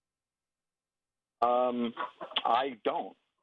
I don't believe in that society. I just don't, and I'm not going to advocate for it in public. I'm just not going to. Yeah. No, that's your position. I mean, that's the crux of the challenge that we may need to face at some point. Jamal Thomas, get in there on that point. Yeah, ideology is a poor substitute for reality. And this is one of those reality situations where, you look at states like Italy, or you look at states like Europe, they had this kind of free movement of people, wasn't necessarily doing what was needed to be done. Look, I agree with you, Tom. Don't misunderstand me on this. I have serious qualms with this notion of the government, bringing in the military or bringing in the National Guard and government, because government has a tendency sometimes to use crisis as a way of power grabs. So, granted, I totally agree with you. By the same token, I'm stuck in this weird spot of looking at this and thinking, is this going to get better without some level of intervention or concerted intervention? And I don't see how it gets better. I can look at the trend in other countries that were somewhat squirrely on this, and how bad things seem to have exploded, and it doesn't necessarily seem like we're on board. It's like I know where you're coming from with this. Really, I look at it already, Jamal, that we're already very, very quickly ramping up. Like the Trump administration is already talking about an interstate travel ban. Like they're going to post state troopers at the interstates and say, you can't leave Florida, you can't leave Georgia. Like really? Like my wife is driving back right now from Ohio because her parents wanted to go home to ride it out, and she's driving back this afternoon. She was worried last night there was going to be a travel ban. She was going to be stuck in a hotel in Tennessee. Like this is bad. So, as far from my perspective, yeah, I mean a lot of questions to be answered, and obviously it's not at that peak crisis point. We still have some ways to go. Obviously, once mass testing takes place, we're obviously going to see that the numbers will exponentially rise, because right now we really have no clear sense of how many people across the country do have it. And like you said, I don't know, Jamal, I don't know, Tom, if you saw this article.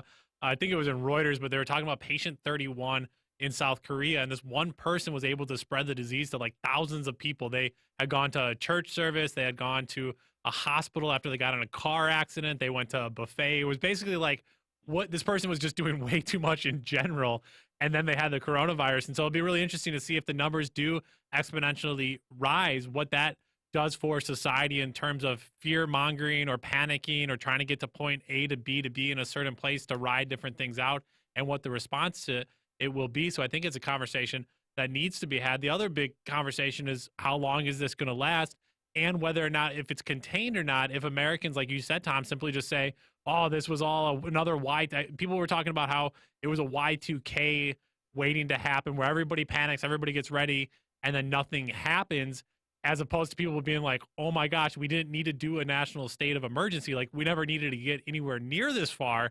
And that's the lesson to be taken away, and all the different lessons around the economy, around the jobs, around what the fractures are between government and local residents. I'm nervous that if things are fixed right away, and obviously that's what I'm crossing my fingers and hoping for, but at the same time, how easily people might not learn the lessons to be had or really kind of tackle with those questions that you're talking about. What would it like if the National Guard shut down the United States? There's going to be more diseases in the future. There's going to be climate change that's forcing people to migrate within the United States. How do we make sure and ensure that all of these different conversations are being had and played out to make sure that us as a nation are trying to come to better understandings before we get to these crisis points? All those are good points, Bob. But here's the big thing that I've been that we should consider here, which is that zero tolerance on anything is never a good idea. The truth of the matter is that by making the response that we have to this point, right? At the end of the day, shame and social pressure are 90% of what actually get people to do what they want to do, not the government pointing guns at you and saying, go over here and do that. Mm-hmm. It happens, right? It's not saying that people don't respond to that, but the reality is that if we can get 90% of Americans who are already a very sparsely populated landmass in the first place, our population density is nothing like Italy. It's nothing like China. It's nothing like South Korea. And because of that, if we get 90% of Americans to obey the rules, we're already 95% of the way of quote-unquote flattening the curve. And, that's a big thing. And, at the end of the day, we can't stop every edge case, because the problem with all of these political discussions, every one of them, doesn't matter what we're talking about, is that we always talk the edge case and try to fix the horrible edge case, and you use that as the reason why we have to do X, Y, and Z. When the reality is that the cost of fixing that edge case is so freaking high that it winds up destroying the rest of the actual economy in the process, because we have to spend, because it's 5 or 6 orders of Pareto improvement in order to get to that point. And anybody who knows anything about process improvement knows that getting out the last 2 or 3 orders of Pareto improvement gets you very little in terms of actual effect, but your costs go through the roof. So at the end of the day, make the argument persuasively, and people will respond to it. And then we just go and then we do our best from there. That's Tom Luongo. Tom, thank you as always for joining us. If you want more from Tom, I know I do. Gold, Goats, and Guns, do a deep dive into the economic ramifications of COVID-19 and much, much more there on his site, Gold, Goats, and Guns. Tom, thank you again for joining us. Thank you, guys. Thank you for the invite, as always. Jamal, before we go to a break, I just want to ask you your thoughts, because one thing I'm really fascinated on is after hopefully we get through this as a global one nation there. And I guess the other question to ask Tom, too, is about the reality of borders in the future. I'm somebody that does believe that nation states are not the best way for us to orient ourselves, and this idea that Donald Trump and others are building big walls around their countries. And obviously you're seeing viruses easily being able to spread rapidly around the world. You're seeing goods and you see technology all have nothing to do with border, and neither does the environment. So these major issues of health, of how we interact with each other, how the environment and the planet we live on, none of that stuff is confined and bounded by national borders. And so this idea that nation states are being used, for me, is a very antiquated kind of reasoning and thought behind things. The thing I'm kind of really curious about is if we get through this as a world and actually looking at the spread of the disease, and to Tom's point is who spreads the disease to other people, it's going to say a lot about how either segregated our country is or how integrated our country is, how certain populations of very wealthy people don't ever interact with very poor people, how across racial lines, you're actually going to see through the spread of the disease. And obviously there's been plenty of epidemiologists who have written about social behavior through epidemiological lenses that talk to this. But that's another point, Jamar, that I think will be really fascinating, is to see who in our society actually interacts with one another on a day-to-day basis. So I think the interesting thing, with the virus is something that Joe Biden said, where Joe Biden made this argument that this virus doesn't care about zip codes. That's yes and no, right? I mean, if you're poor, then it's going to hurt worse than somebody else who's, let's say, in the upper managerial class that can stay at home or that can afford to, buy a ton of groceries to kind of, last it out. I don't know if it's the thing of who's interacting with who, because everybody may be fair game, but it's one of those, because, Trudeau, Tom Hanks, these people are getting it. It's not just hitting the poor. But I do think it hits the poor harder, just by definition. You look at a group's ability to have their needs met. And if that group is living paycheck to paycheck, or if that group doesn't have this kind of latitude in income or time or any of those things, then that group is going to be adversely affected more so than a group that does have latitude in those items. So I agree with you to some degree on that. On the secondary part, this notion of the nation state, I actually believe in the nation state. Now, I agree with you that the border thing gets a little dicey. I agree with you that the way the way people flow across the borders and the way that the virus has spread shows how integrated we are. So I agree with all of that. I think the issue is, though, that as long as you have disparities between countries, then by definition you almost need a border. Like, you're always going to be in a situation where it makes the most logical sense in the world that if there's a war zone or if there's a situation where people are living in dire poverty, that they're always going to move to the places that are better off. That's just, somewhat of a rational actor.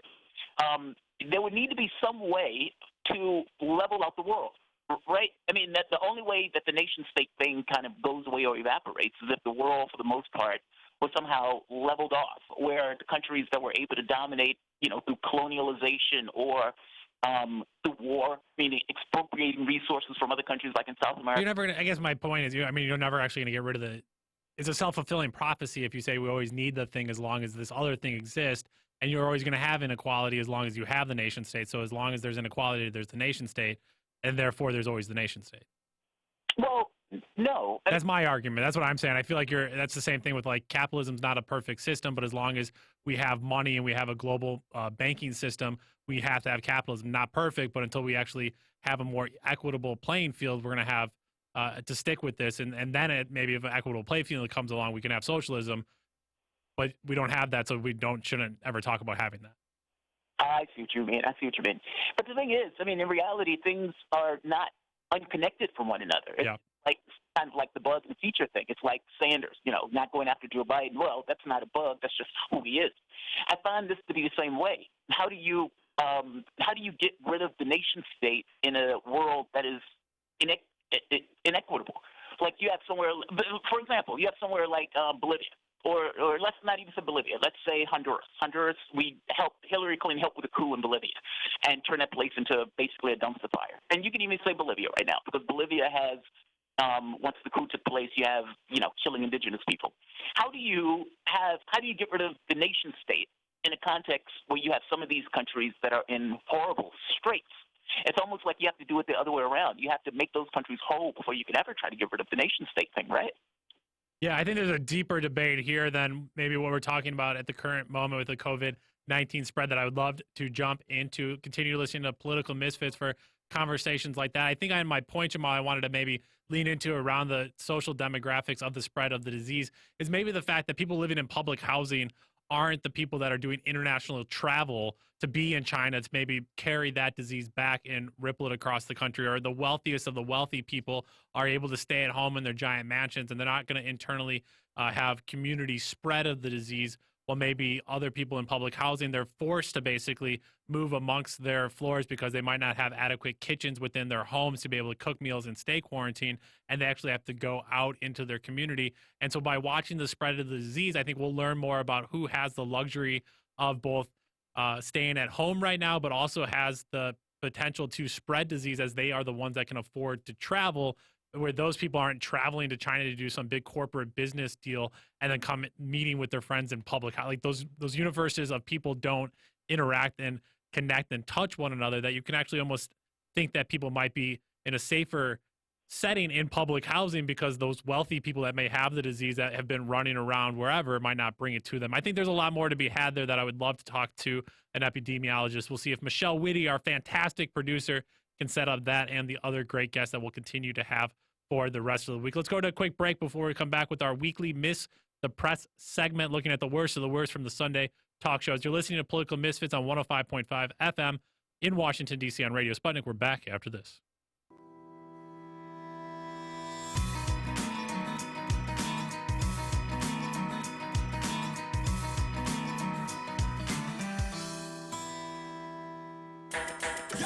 So, Sean, what do you want to talk about today? Well, Bob, that's easy.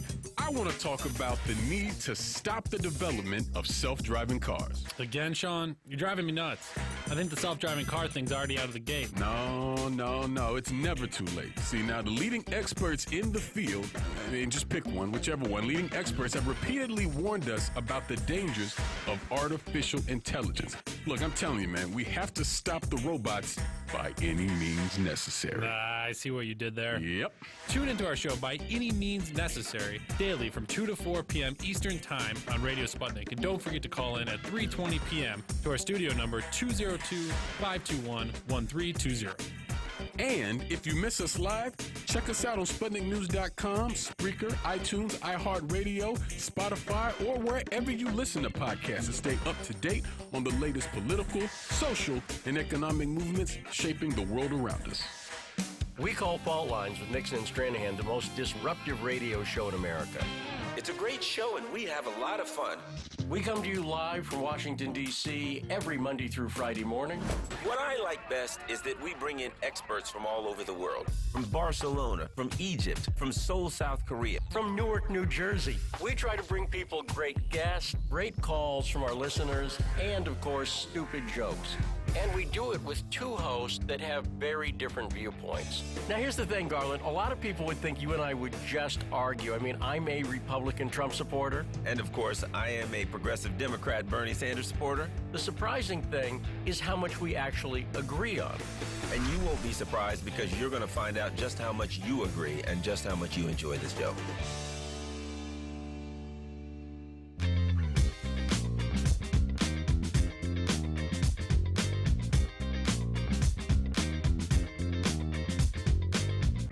Welcome back to Political Misfits on Radio Sputnik, where we bring you news, politics, and culture without the red and blue treatment. It's Monday, and like every Monday, it's time for Miss the Press, our weekly look at the worst of the Sunday talk shows and all the things that were missed. A brilliant opportunity for the media and the journalists of the world out there to talk directly with politicians and hold them accountable, but instead, we have money to be made, people to be entertained, and important conversations to be glossed over.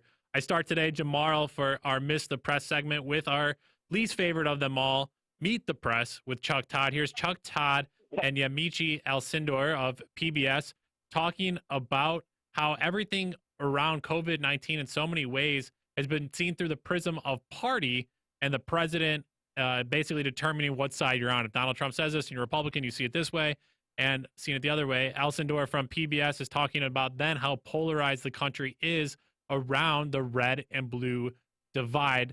Here's this clip. This was a depressing finding because this idea that people judge their public health warnings through the prism of the party the person belongs to. It's pretty crazy, and there's this idea that, of course, the president has not helped the situation by being talking in front of thousands of people, calling at least the reporting of this a hoax, making it seem as though people talking about the virus being an issue was really a personal attack on him because he feels obviously so personally aggrieved that this is happening. But what you see here is the fact that, as you said, we're a polarized nation.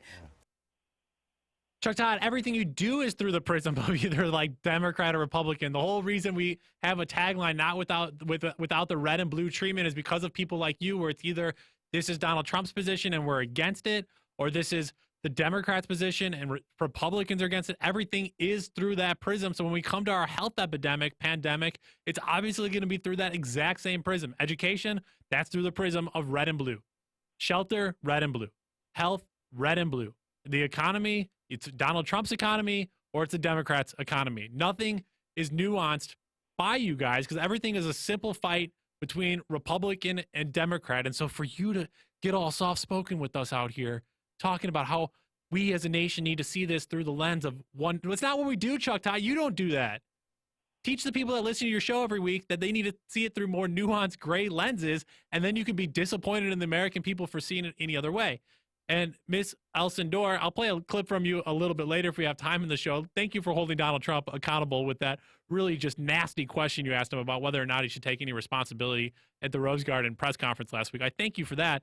But to talk about in this moment right now, the country being polarized again by Republicans and Democrats. No, I just told that story earlier. The Democratic blue city that I live in is polarized, and it's multi-polarized in so many different ways right now. Muriel Bowser is a Democrat, and she doesn't care about the poor people living in public housing. If she did, she would have had detailed plans and communicated with those people what the quarantine was going to look like. Where's that polarization? When you simply said it's red and blue, Republican and Democrat, you don't look at the internal fractions within this country around class, around neighborhood, around ethnicity. None of those different things matter to you because you just box everyone into two lump big groups and somehow think that plays to it. Jamal, I heard this clip and it drove me nuts because these two people are mainstream media people on a huge platforms, PBS and NBC, and here they are talking about how everything is Democrat and Republican again, and they're surprised by it when they only frame their news and their media through those paradigms themselves.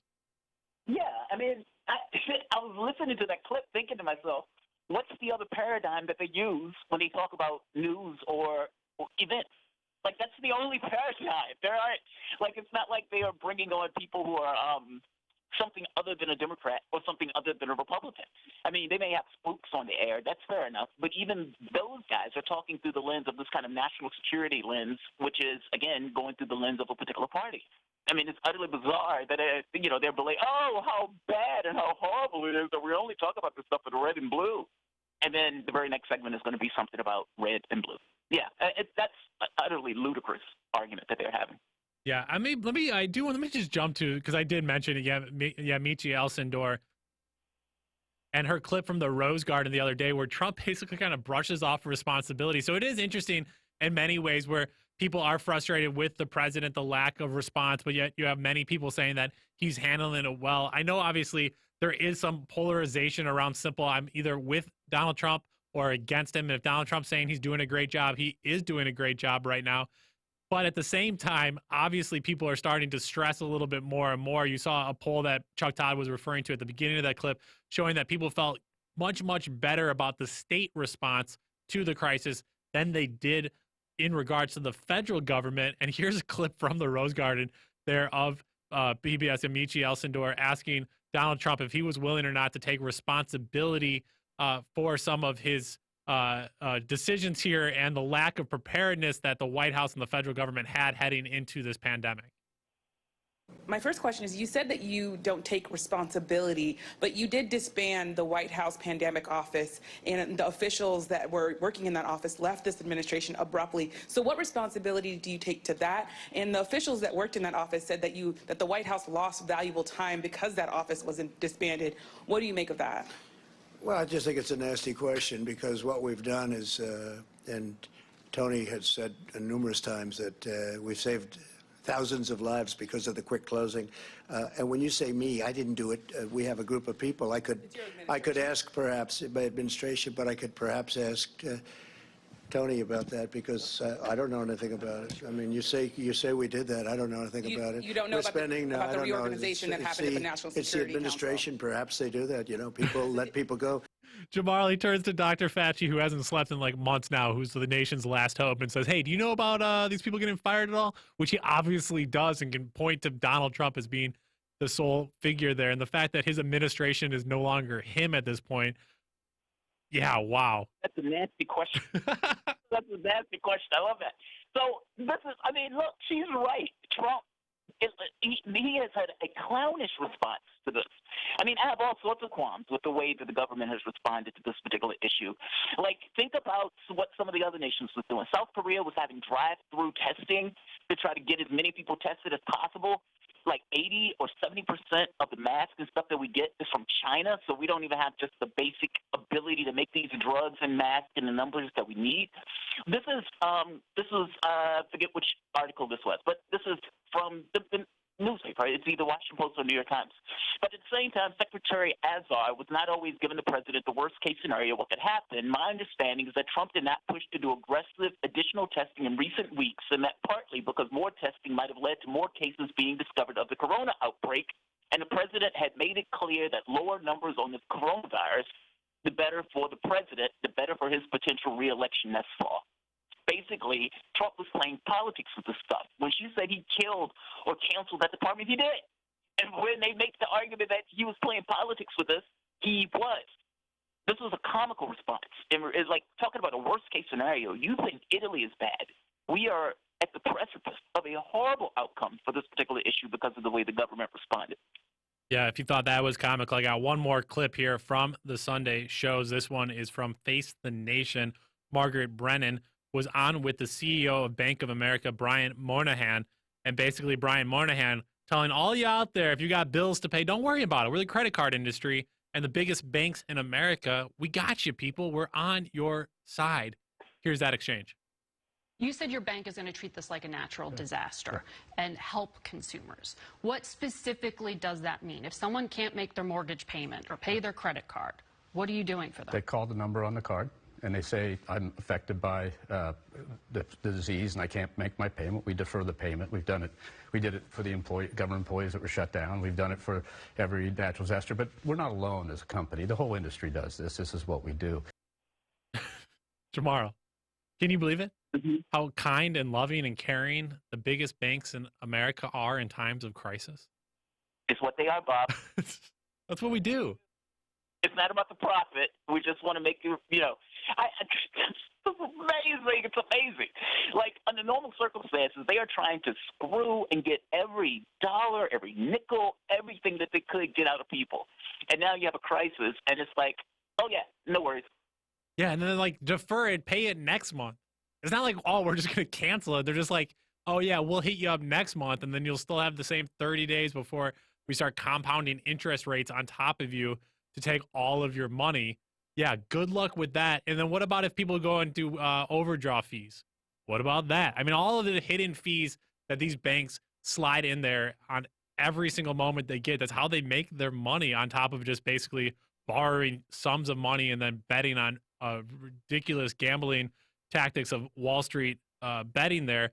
But yeah, that's how they make money off of people's predatory lending, all of that stuff. And here we're supposed to believe that in a moment of crisis, Jamarl, they got us. Yeah, I don't buy it. And Potter, what's the guy named? Henry Potter or something to that effect? He was the healthcare guy that started to back Medicare for all. He was giving information.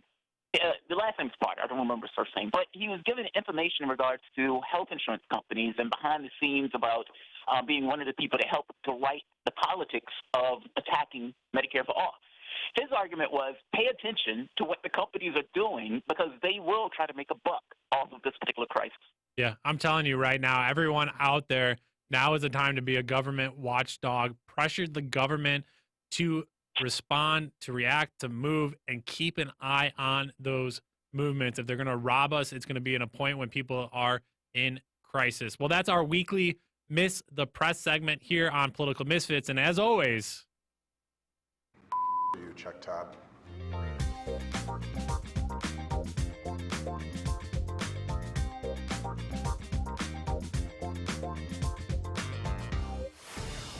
Tune in to Loud and Clear with Brian Becker for the latest news, commentary, and political analysis. What's really behind the political and social crisis gripping the United States and the world? If you're tired of a superficial and shallow reporting for the mainstream media, here's your alternative. Forget the spoon-fed sound bites from pundits who know so little about so much. We deal with real issues. War in the Middle East, the military-industrial complex, U.S.-Russian relations, the rise of China, austerity, mass migration, global warming, and social justice movements in the United States and around the world, and much more. We bring you independent experts, analysts, and activists. Learn what really makes the decision makers take from the boardroom of Wall Street to the West Wing of the White House. Here is where the people fighting for chance speak and are heard loud and clear. 5 days a week on Radio Sputnik and SputnikNews.com.